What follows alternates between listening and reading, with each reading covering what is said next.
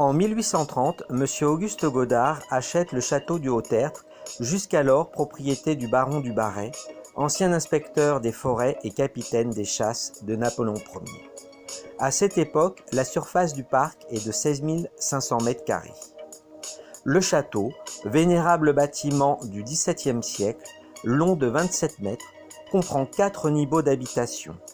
Il est entouré d'un magnifique jardin en amphithéâtre, d'une pièce d'eau, d'un kiosque, d'une serre tempérée et de 2 terrasses conduisant à l'église. Aux alentours de 1860, M. Godard vend sa propriété à une compagnie d'assurance.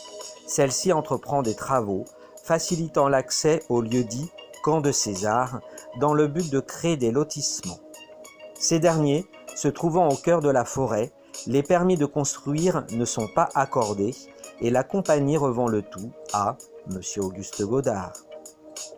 Suite à de mauvaises affaires, celui-ci doit de nouveau vendre le château. Le 12 septembre 1876, le montant de l'adjudication s'élève à 42 500 francs. Le nouveau propriétaire, M. Henri Bouy, ne conserve le domaine que jusqu'en 1892, date à laquelle M. Jean-Marie Clerc le rachète pour la somme de 95 000 francs. De 1892 à 1903, le nouveau châtelain ajuste de nombreux terres au parc qui passent en 10 ans de 16 500 m² à 40 000 m². En 1901 et 1902, M. Clerc, grand industriel du meuble, il emploie plus de 1000 ouvriers, fait raser l'ancien château et construire celui que nous connaissons aujourd'hui. Le 1er juin 1919, M. Maxime Clerc, successeur de son père, donne une grande fête au château pour célébrer la victoire et le retour des poilus survivants. À la lumière des lampions accrochés au grillage du tennis, les jeunes dansent toute la nuit. Au petit matin, les semelles usées par le ciment du cours, ils s'arrêtent contraints et forcés. De septembre 1939 à mai 1940, l'armée française transforme le château en hôpital militaire.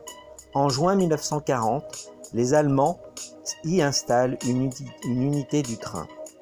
De 1943 à août 1944, les troupes régulières sont remplacées par la trop fameuse garnison Selbstschutz, unité dépendante de la SS Polizei et spécialisée dans la lutte contre la résistance.